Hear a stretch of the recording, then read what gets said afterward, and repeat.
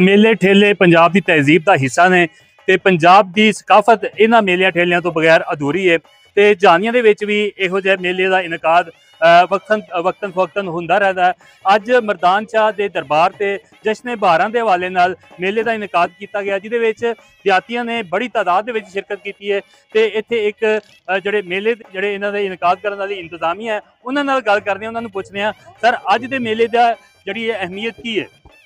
बिस्मिल्लाहिर्रहमानिर्रहीम। शुक्रिया शेख साहब। ये मेला 1943 ਤੋਂ ਅਸੀਂ ਲਵਾ ਰਹੇ ਹਾਂ। ਸਾਲਾਨਾ ਮੇਲਾ ਸਾਡੇ ਬਜ਼ੁਰਗ ਪੀਰ ਮਰਦਾਨ ਸ਼ਾਹ ਬੁਖਾਰੀ ਰਹਿਮਤੁल्लाह ਅਲੈਹ ਉਹਨਾਂ ਦੇ ਉਰਸ ਦੇ ਮੌਕੇ ਤੇ ਇਹ ਮੇਲਾ ਲੱਗਦਾ ਹੈ। ਜਿਸ ਤਰ੍ਹਾਂ ਤੁਸੀਂ ਆਖਿਆ ਜਸ਼ਨ ਬਹਾਰਾਂ, ਬਹਾਰ ਦੀ ਵੀ ਆਮਦ ਹੈ, ਜਸ਼ਨ ਬਹਾਰਾਂ ਮੇਲਾ ਵੀ ਹੋ ਜਾਂਦਾ ਹੈ। ਤੁਸੀਂ ਇਹ ਦੱਸੋ ਕਿ ਇੱਥੇ ਲੋਕ ਦਿਹਾਤੀ ਬੜੀ ਤਾਦਾਦ ਵਿੱਚ ਆਉਂਦੇ ਨੇ, ਕੀ ਵਜ੍ਹਾ ਉਹਦੀ, ਕਿਉਂ ਲੋਕ ਇੱਥੇ ਜਿਹੜਾ ਜੋਕ ਦਰ ਜੋਕ ਆ ਰਹੇ ਨੇ? ਉਹਦੀ ਵਜ੍ਹਾ ਹੈ ਕਿ ਸਕਾਫਤੀ ਮੇਲਾ। ਜਿਸ ਤਰ੍ਹਾਂ ਪਹਿਲੇ ਦਿਨ ਅਸੀਂ ਇਵੈਂਟ ਕਰਾਇਆ ਨੇਜ਼ਾਬਾਜ਼ੀ ਦਾ, ਦੂਸਰੇ ਦਿਨ ਕਬੱਡੀ ਹੋਈ ਹੈ। ਅੱਜ ਵੀ ਤੁਸੀਂ ਕਬੱਡੀ ਦੇਖੀ, ਕਬੱਡੀ ਦੋ ਤਰ੍ਹਾਂ ਦੀ ਹੈ, ਇੱਕ ਜਿਹੜਾ ਨੈਸ਼ਨਲ ਸਟੈਂਡਰਡ ਹੁੰਦਾ ਦਾਇਰੇ ਵਾਲੀ ਕਬੱਡੀ, ਇੱਕ ਓਪਨ ਕਬੱਡੀ ਹੁੰਦੀ ਹੈ।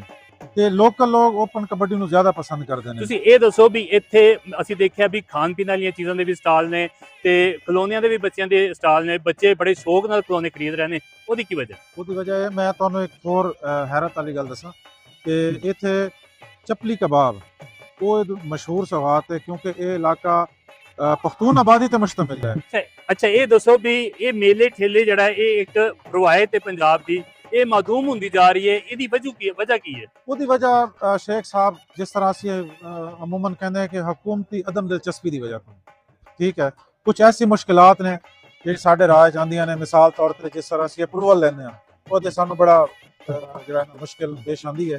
ਉਸ ਤੋਂ ਇਲਾਵਾ ਜਿਹੜਾ ਹੈ ਕੋਈ ਹੁਕੂਮਤੀ ਸਰਪ੍ਰਸਤੀ ਕੋਈ ਨਹੀਂ, ਕੋਈ ਫੰਡ ਕੋਈ ਨਹੀਂ, ਕੋਈ ਇਮਦਾਦ ਕੋਈ ਨਹੀਂ। ਅਸੀਂ ਜੋ ਕਰਦੇ ਹਾਂ ਆਪਣੀ ਮਦਦ ਆਪ ਤੇ ਤਿਆਰ ਕਰਦੇ ਹਾਂ। ਤੁਸੀਂ ਦੇਖਿਆ ਵੀ ਵਜ਼ੀਰ ਆਲਾ ਪੰਜਾਬ मोहतरमा मरियम नवाज ਪੰਜਾਬ ਦੀ ਸਕਾਫਤ ਨੂੰ ਉਜਾਗਰ ਕਰ ਰਹੀ ਹੈ, ਤੁਸੀਂ ਕੀ ਮੁਤਾਲਬਾ ਕਰੋਗੇ मोहतरमा मरियम नवाज ਦੇ ਨਾਲ? ਅਸੀਂ ਮੁਤਾਲਬਾ ਤਾਂ ਇਹੀ ਕਰਾਂਗੇ ਕਿ ਸਾਡੀ ਤਰਫ ਹੀ ਤਵੱਜੋ ਦਿਓ। ਉਹਨਾਂ ਨੇ ਬਹੁਤ ਅੱਛਾ ਕੰਮ ਕੀਤਾ ਹੈ। ਉਹਨਾਂ ਦੇ ਜਿਹੜੇ ਮਨਸੂਬੇ ਨੇ ਪੂਰੇ ਪੰਜਾਬ ਵਿੱਚ ਬਹੁਤ ਅੱਛੇ ਮਨਸੂਬੇ ਨੇ ਔਰ ਹਰ ਬੰਦਾ ਤਸਲੀਮ ਕਰਦਾ ਕਿ ਉਹਨਾਂ ਦੇ ਮਨਸੂਬੇ ਬਹੁਤ ਅੱਛੇ ਨੇ।